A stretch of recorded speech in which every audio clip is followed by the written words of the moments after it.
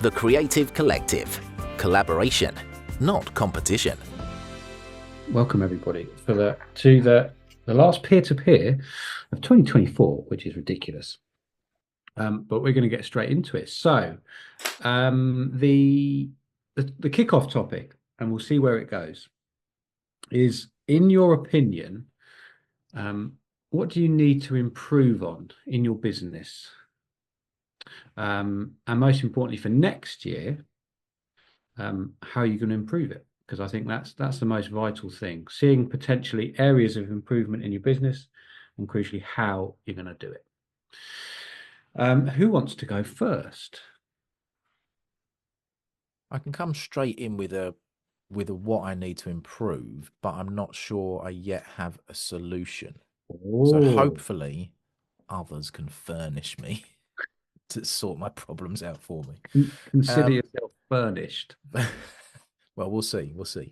So it is consistency in marketing. And I don't mean in terms of how my marketing comes across, but in terms of like email marketing, for example. I'll do it like religiously for a couple of months and then I'll just forget about it and not do it again for another couple of, and then think, well, maybe I should send some emails. Right, a couple of months of hardcore emailing, then I'll stop again. And I've tried it all. I feel like I've tried everything to nail that, structure. I've tried it doing it right. This is a day of marketing, and I do that every week, or I do 2 hours every day.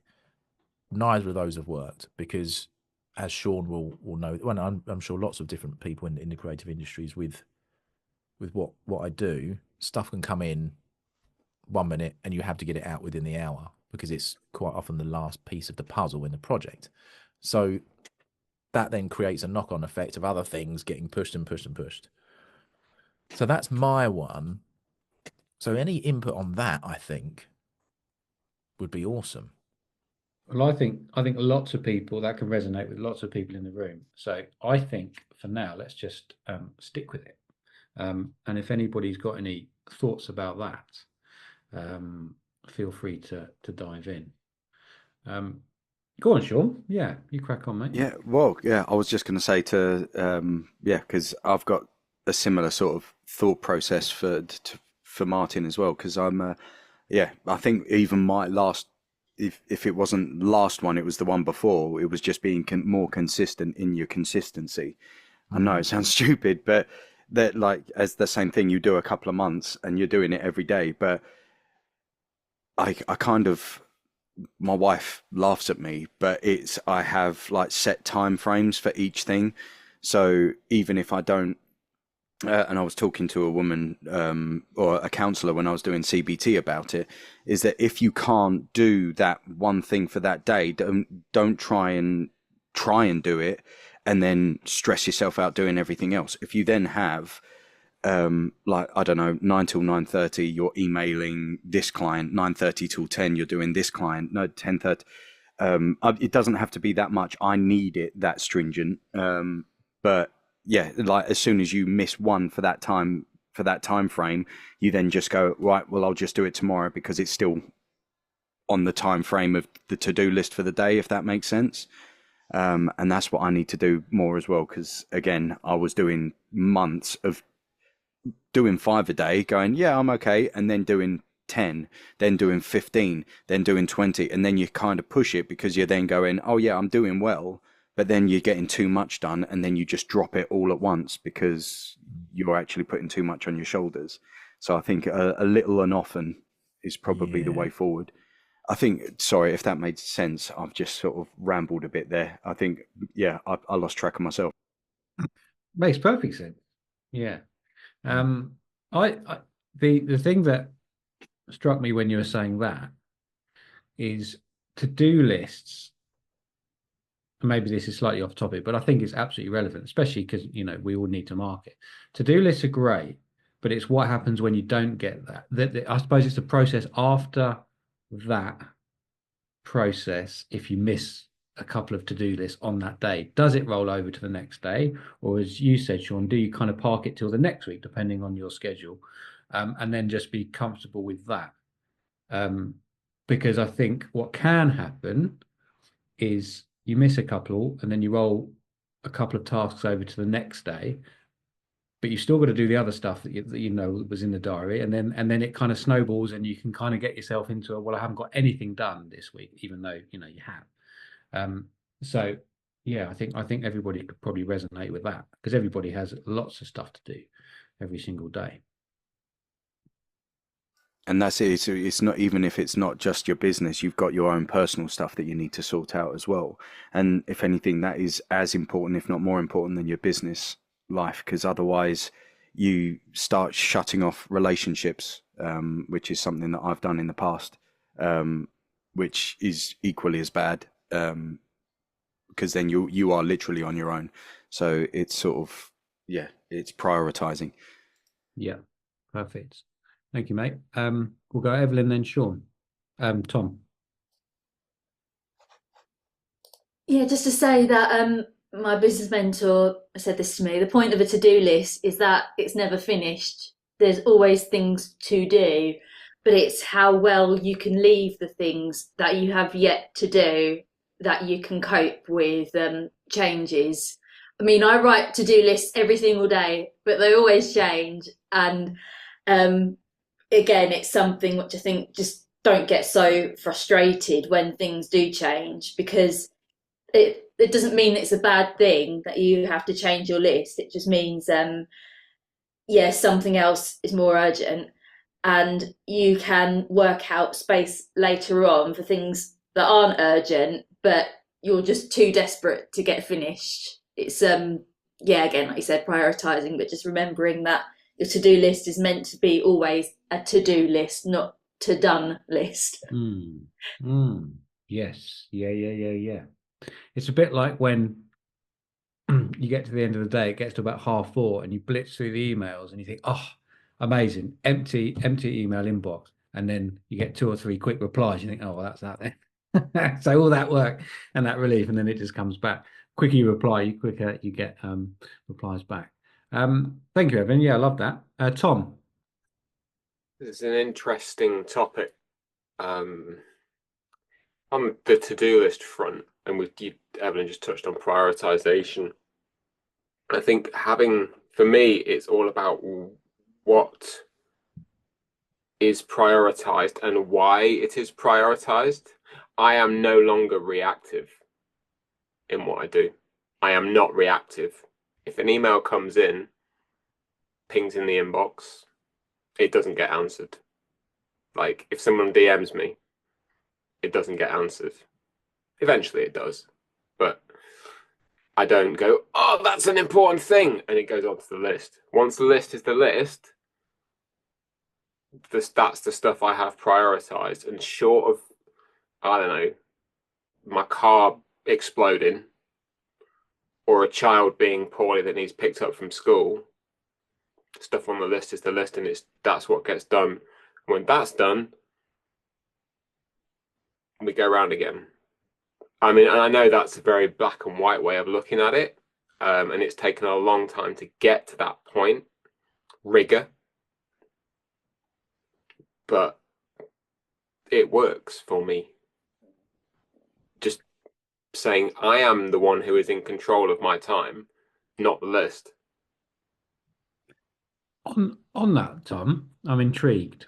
Because I love the idea of that.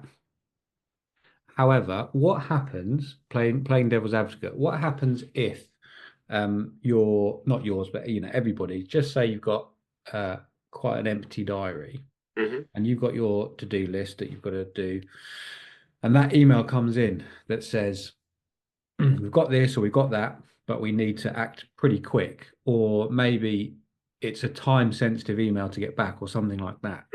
Do you have any processes like that where you do jump it to the top of the list? See, I'm going to contradict myself now, but yes. I think what context is everything, right? Yeah. For me, I'm not reactive as an individual anymore. Well, try not to be. And there is nothing within my sphere of work which is short of a major coaching incident which again there very rarely is. And on the design front, there is nothing which is ever going to demand that. But as Martin was saying, if there's something that does need to be turned around in an hour because it's part of a project which is collaborative and open, you go with what you know. But there is an acknowledgement there that it's scope creep, and something else is going to have to come away, because you really do only have a fixed number of hours in the day to get stuff done. Like, I'm all for doing what is effective and purposeful to get the job done, but it doesn't come at the expense of the important stuff, which is I stop work at 2:30 in the afternoon because I have to. I don't have to, because I want to go and pick the kids up from school, and that is what I've prioritized as part of my life. So, Yeah. Sorry, that was a very, very. The TLDR is context is everything. Be aware and open to change if you have to. Absolutely, yeah. And I think you're right. Different businesses will have different priorities. That right. I'll shut up in a second. But that right there, that's the thing, because there isn't a template. No, there isn't a template. Jude. I'd like to say, Tom, you do have to pick the kids up from school as well. It's not just because you want to. It's frowned upon if we don't do that. So yeah. But I mean, I'm like Tom. I tend not to be so reactive, because I know I won't get the stuff done that, as much as I think, well, that's coming, and if I deal with that quickly, maybe then we'll get that project or whatever. I think, but equally, if I keep doing that to just things, that little things that keep coming in, and it's at the expense of doing those marketing emails or doing all the other marketing bits, it's stopping me from getting out to more people and getting the potential work and everything else. And so for me, I have not so much a to-do list, but every week there will definitely be a chunk of time in my diary for writing our weekly email, for like planning the social posts for the week, for doing the accounts, because that has to be done, all those things that either have to be done, or if I really want to get the business to where I want it to be, really do still have to be done. I have those in my diaries as there's just no conversation about them. They are in there, they are going to get done. Then I have other blocks of time that are always a Thursday afternoon, is the mop up. Like, what are those emails that have come in that I need to reply to, and maybe I've put off a little bit? What are those DMs and Instagram and stuff like that it would be good to go back to them. And like things like, if I see one of those DMs with sort of like quite a lot of questions come in on late on a Friday afternoon, it might be a potential person to work with down the line, but I'm not replying to that till Monday now. And things like that, I'm much better at that. And it hasn't, if anything, since I've started working like that, we've had more work and it's grown the business, because I have been so focused on like those marketing activities have to happen, this has to happen. And so that's the way I do my week. And it won't always be the same 2 hours that I'm working on emails, socials and everything in the week, and I might split it up so that I draft the emails on a Monday and schedule them on a Thursday or whatever. So it will be worked around networking or other calls and things like that. But that's how I do it. That's how we do stay consistent on putting our posts out, putting our marketing out, and everything is just going, these 5 things have to happen every week. That's non-negotiable, and it happens. So and I do pick the kids up from school as also a non-negotiable. Which you have to do and you want to do, of course. Okay, sure, no worries. Tom, and then Keith. Absolutely no pressure, but over to you if you want to, just because you haven't spoken. But as I said, if you just want to take in all the knowledge, that's cool too. Go on, Tom. Yeah, I want to yes and that sentiment from Duke. I think there's a lot to be said for the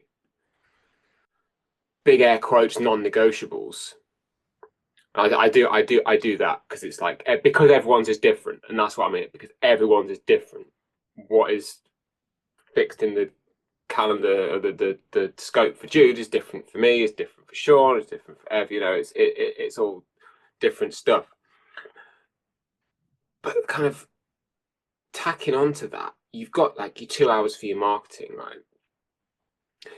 I'm just going to make a big assumption now that you've got that to a point where, you know, that's the effort I can put in to get some return, and actually I don't need to grind any more than that, because the rest of the world ain't going to move at a pace outside of what I've already established.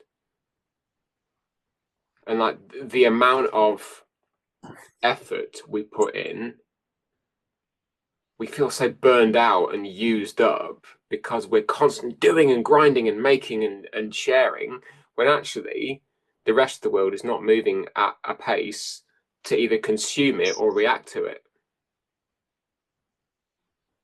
So I think having those non-negotiable but fixed things, like, you know how much effort to put in to get X done, and being in control of that, that's awesome. But it takes a lot of work to get there, and a lot of work to acknowledge it. And I suppose those, sorry, Tom, to cut across you. No.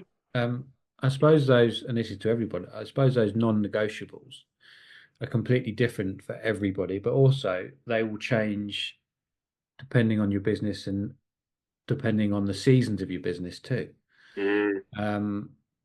So I suppose going back to Martin's point about staying consistent with an element of marketing is maybe a good starting point for everybody is if the consistency falls off, is this a non-negotiable? If it is, well, then you've got to do everything in your power to keep that.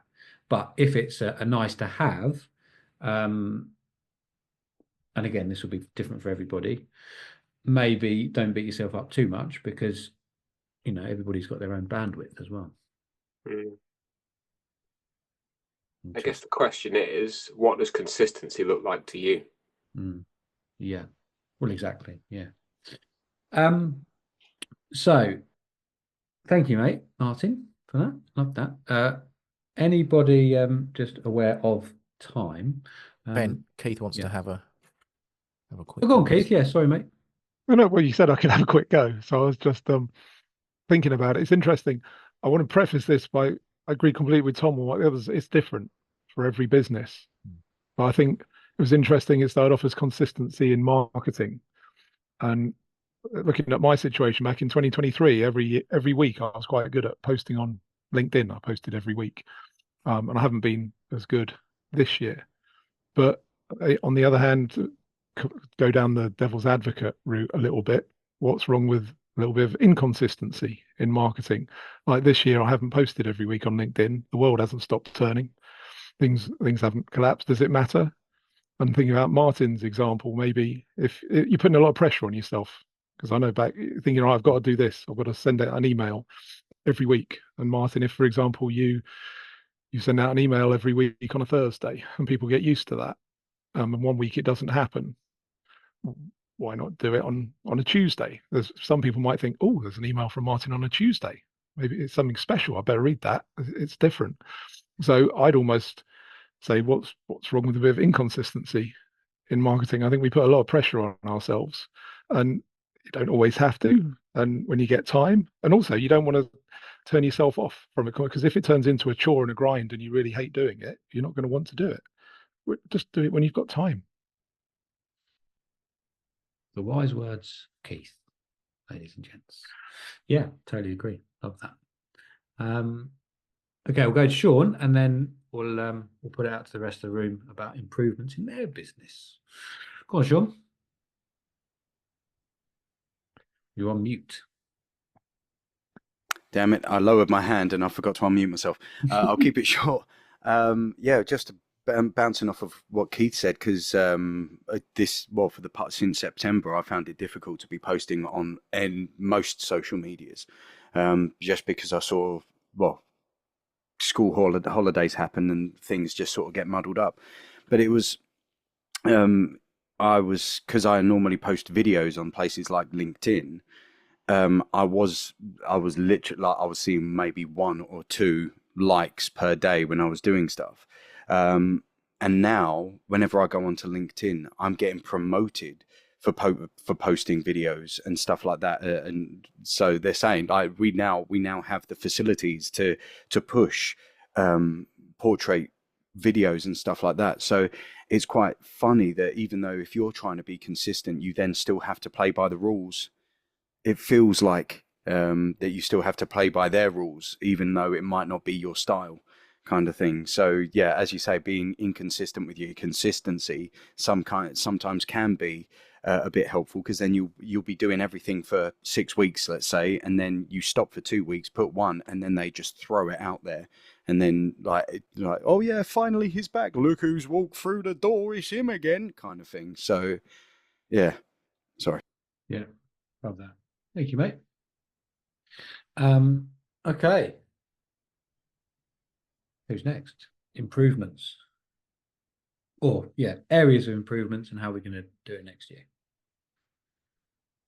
Evelyn. Yeah, I'll go next. Yeah, what I actually did a post on this, and I was talking about not going into the victim mindset so much when things don't work out for me, because I've been guilty of that so much to the point where I've ruined things for myself more than the very thing that started the victim mindset. And whether you think you're the best or the worst, there's still a sense of entitlement that people think you're of so much importance to be the best or the worst, and that's never true. And I think when things change and when I don't feel I'm at my most ready to do something that I need to get done, I'm not going to delve into the victim mindset thinking, why me? I can't do this. Why does everything go wrong? It's a case of, the growth mindset. What can I do now? What next?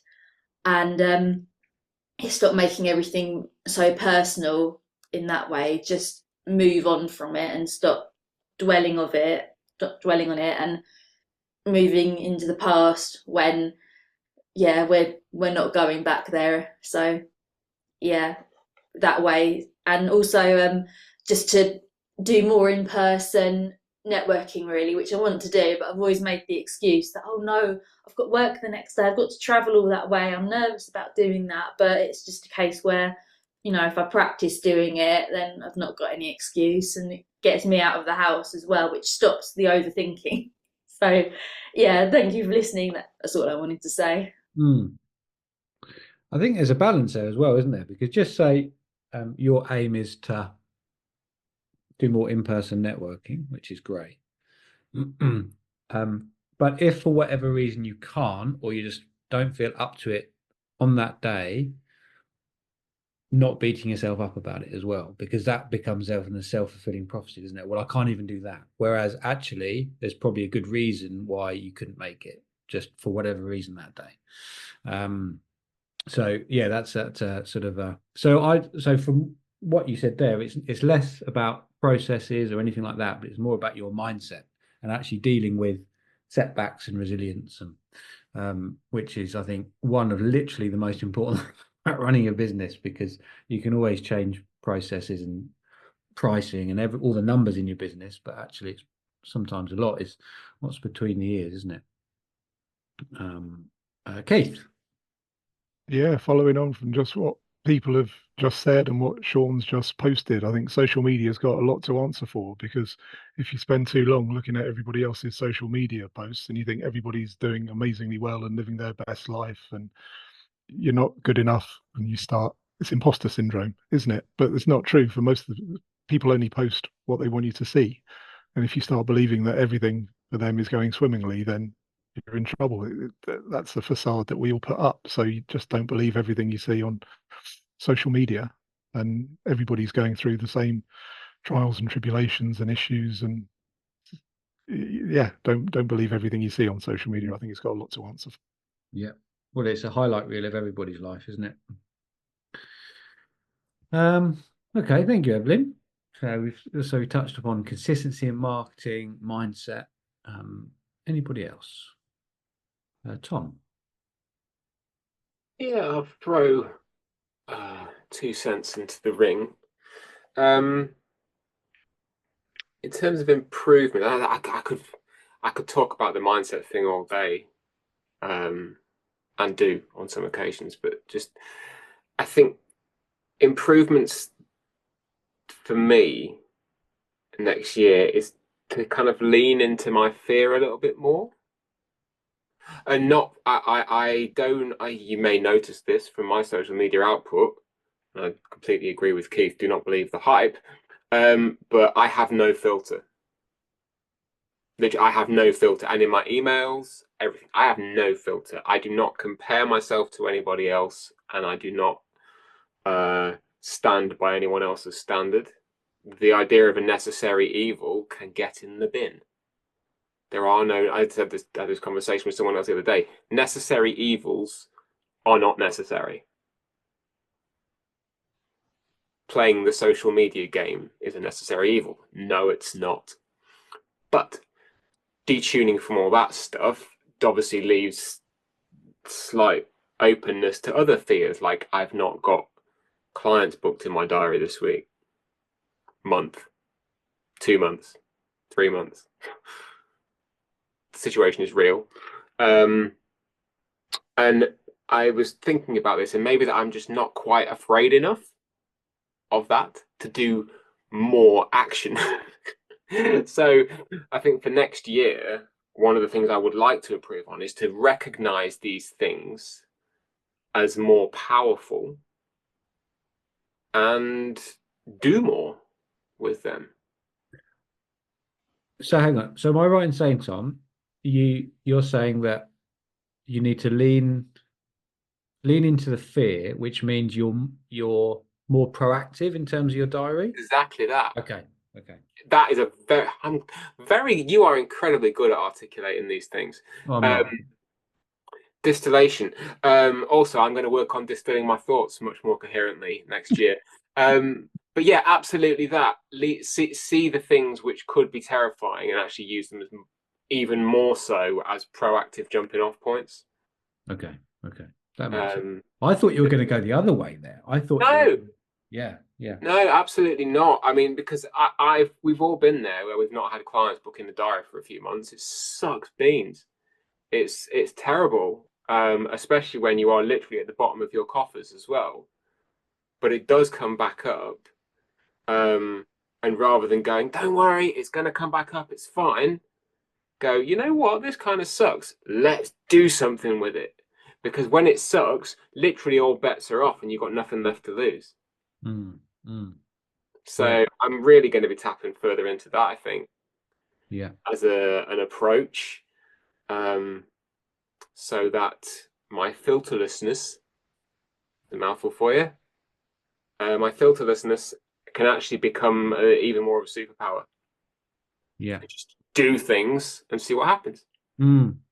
Yeah, use that fear. Use that fear as fuel, something like that. Yeah. Got to get the fear, man. Get the fear. Okay, so thank you, mate. I love that. That's good.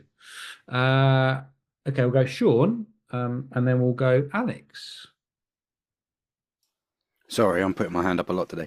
I was just going to say that's my goal for next year is pretty similar to Tom's, except I think I'm on the polar opposite. So I call it the wall of awful.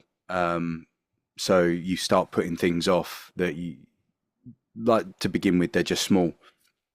And then they kind of, every time that you go back there, your brain then just goes, yeah, I've got a little bit more, or I've got to talk to someone about this, or I've got to do that. And then you go, well, I've got other stuff that I really should be doing today as well. And so you go, right, I'll get those done and then I'll move that. But then it's at the bottom of the to-do list that you then never get round to doing.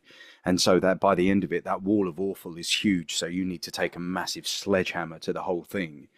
By the end of it, you actually look at the task and it's nowhere near as scary as it looks. So again, it's that embracing the fear and not feeling like a a kid who's done something naughty, because you haven't. It's just your brain just going, I've meant to have been doing that for a while and I haven't got round to it yet. It's that social media thing. It's not the end of the world. It's just something that does need to be done, but you've just kept putting it off, and that's why it's grown to the size that it has in your mind. It's just because it's been there for a while.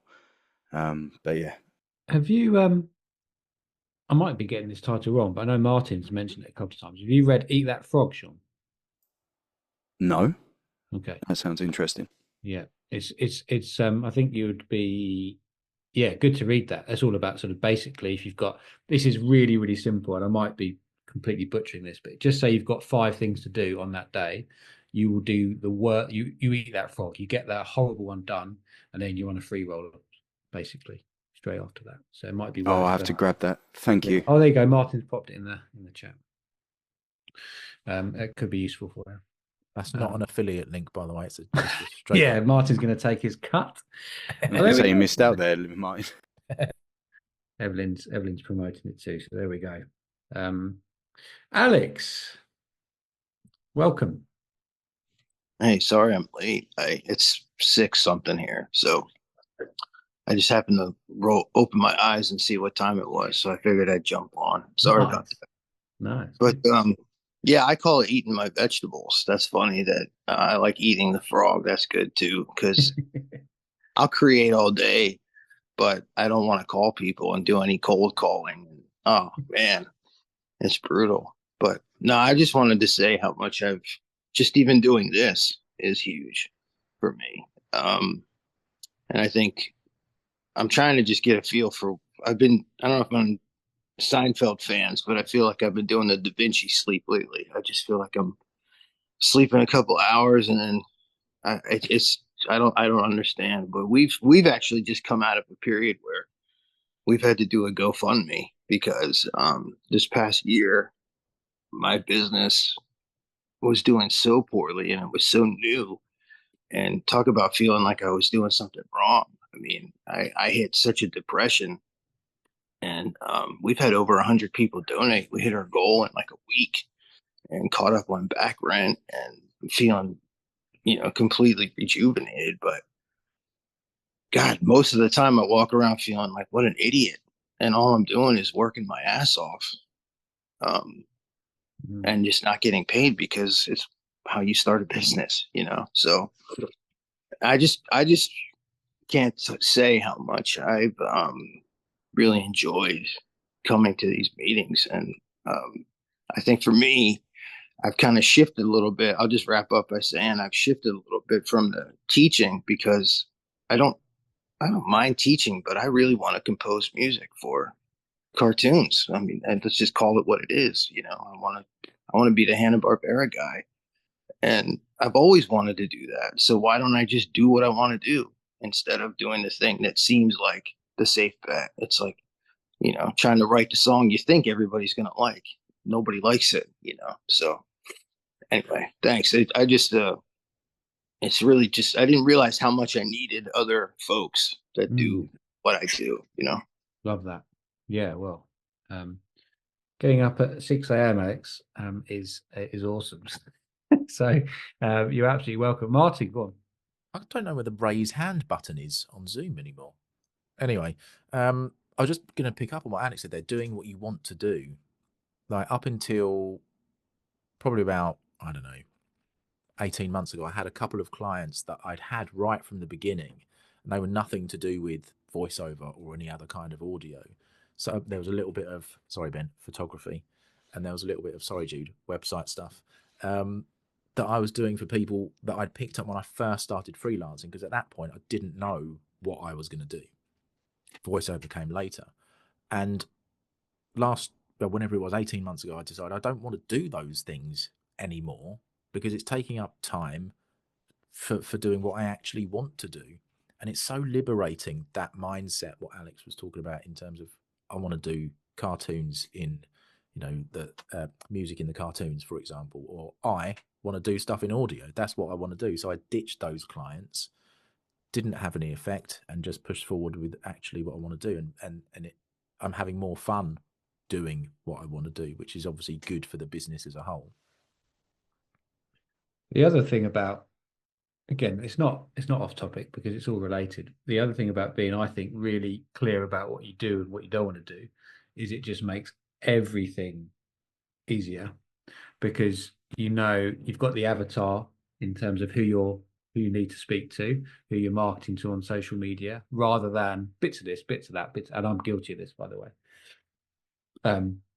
When I sort of think about how am I going to market this, or who am I going to go after this, there's such a wide range of people because of the services I offer. So getting up in the morning and knowing who you're going to target, or who you need to speak to that person, or where you're going to network, and who your posts are going to be aimed at, I think it's quite liberating. And that's not to say that it will always stay the same, but it's nice having that clarity with thought, because I think what happens if you're self-employed or you run a small business is your thoughts are everywhere and you can't actually sink your teeth into anything because there's always something else to do. So yeah, I think that's great, Alex, that even if that does change or your target market does change, it's nice having and I hate this expression, but it's nice having your North Star for the time being. Martin, did you have your hand up and then you put it down again? I did, but I just got taught how to do it, so I was just practicing. Amazing. Amazing. Love that. Okay. Improvements, business-wise. Who hasn't been? If no one is willing, I will go next, and then we can all chip in. We'll probably break off this conversation about 10 to, just so we can talk about the tasks, but we've still got another 10 minutes yet. And I think it's been really valuable so far. So if no one wants to go next, I will go next. And I was having to think about this before coming on. Well, ever since we came up with the subject, actually, a couple of days ago. And mine is all to do with processes, in terms of from the moment I have an engagement with or an interaction with a lead, to delivery, to the follow-up as well, to keep them kind of warm and in your pipeline, which sounds awful, doesn't it? Because exactly like Martin, at the very sort of top of this, it's all about consistency with me. I can sort of get this process in my head, right? This is what I'm going to do. And then emails happen, and you're here, there, and everywhere, especially with the nature of my job, like traveling, and it's you're not in one spot all the time, so it's a bit more difficult. And things just tail off basically, and then I'll get it in my head again, and I'll be really consistent for say 2 months, 3 months, and I'll be getting hold of people after the shoot and keeping them warm and everything, and then it will drop off again because just because of the seasons of the business basically. So I need to, I think, get better at maybe it's Notion, maybe it's another CRM, or work with someone just to make sure my processes are so much more efficient, because I don't think they are at the moment. It's efficiency with me next year, I think. And rather than spinning 5 plates, spinning 1, that would be nice, and all the rest just being on the floor neatly. But I know where they are basically. I think that's what I've got to get away from. Again, what's a bit like Evelyn said, maybe it's a mindset change. Sometimes where you have that day in your business where you're just flowing from one task to another, and you get to the end of the day and you think, oh, I've literally got everything done, but it doesn't feel like I've worked hard at all. It was amazing, just that lovely state of flow. And I want to be in that slightly more, rather than, right, well, I haven't done that, but that's come in, so it means I've got to hop to that, and then I've got to get back to that, and then you feel like you've got nothing done. So that's what I'm working on, efficiency in my business, I would say. Anybody got any thoughts? Yeah, those like efficiencies are things that I only spot every now and then, or sorry, the inefficiencies. Yeah. But when you can iron those out, it does feel awesome, and it might only be a few minutes in each process. Like there's something I've been working on recently, and it might save me 5 minutes every time I get a job in, but across a week, across a month, that's going to be hours. you know. So, but in terms of spotting them, it just happens to me. They just appear, and I'm like, oh, why haven't I noticed that before? There's nothing I've really put in place to find those inefficiencies. So I can't help at all. Thanks for your input, mate. Tom and then Sean. Yeah, I love the efficiency chat. I think there's a lot to be said for that. Something to explore maybe is how much gear shifting do you do? Jumping between things which are kind of unrelated to one another. So you're kind of like, you're here, and then you're here, and then you're here, and then you're over here, and then, oh, we're right in the middle, and then we're over there again. And you're actually, it's not maybe a lot of the process that is inefficient. It's your maybe expenditure of energy jumping between that, which is making you feel less effective because you're just knackering yourself. I think you're on something there, because I feel in a very, now this won't resonate with everybody, but I feel in a very different state of mind when I'm doing a creative project, whereas I'm doing the business. And I know and I like doing both. So but it's a different, you just put a different mask on essentially. So maybe there's something in that that I need to work on, because it is all the same thing, but it's such a different, it's a different, if I'm having if I'm editing a video on an afternoon, if I'm in that zone, I'm not going to want to do admin at the end of that. Whereas if I'm doing admin, I'm not going to want to do the creative. So it's a completely different sort of set of skills and mindset. But yeah, maybe there's something in that. Thanks, mate. Sean.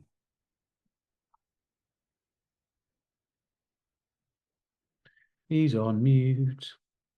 I did the lower, yeah. Sorry.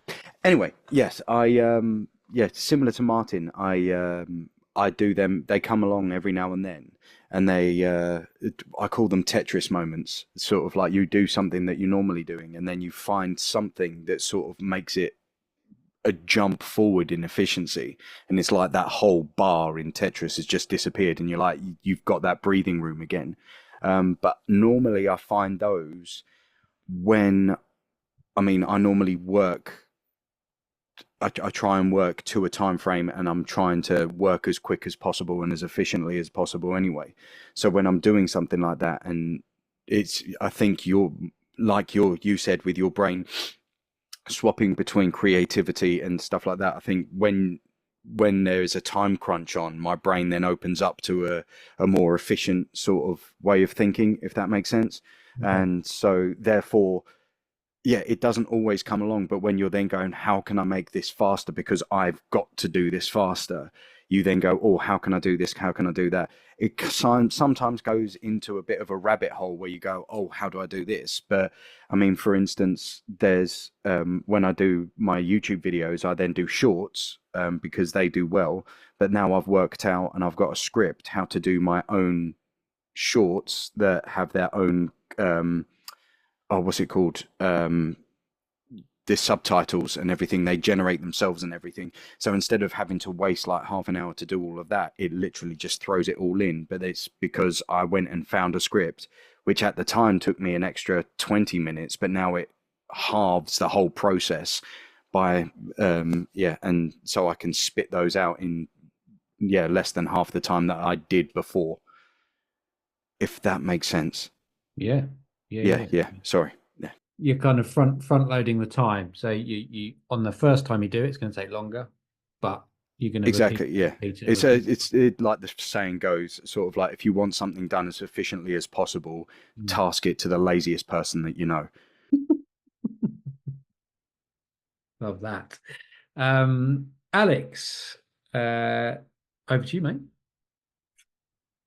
Yeah, I think for me, it's as far as the efficiency and my time management, really, it's like the dream of, man, if I just didn't have to work, I had all this free time, it'd be great. And then it's like, it's just this avalanche of chaos because I have way too much time. And so that was something I was working with a coach not long, a year or two ago, and tracking all of my time. Like, I'm going to give half an hour to this, and my thing is, like, with practice is a perfect example. I don't know this song well enough. I got to keep going. I got to keep going. And I never know it. It's just like flexing a muscle or something. Like, I've done 20 minutes. That's good for today, and trust the process. And I have that sign printed out on my wall, and my wife is always on me about that. Cause, this is what she calls me, the seed digger upper. I plant a seed. I go out the next morning in the garden and say, did it grow? Did it grow? And it's just, that's the story of my life is I put all this time and effort into something, and I just can't trust that it's going to work.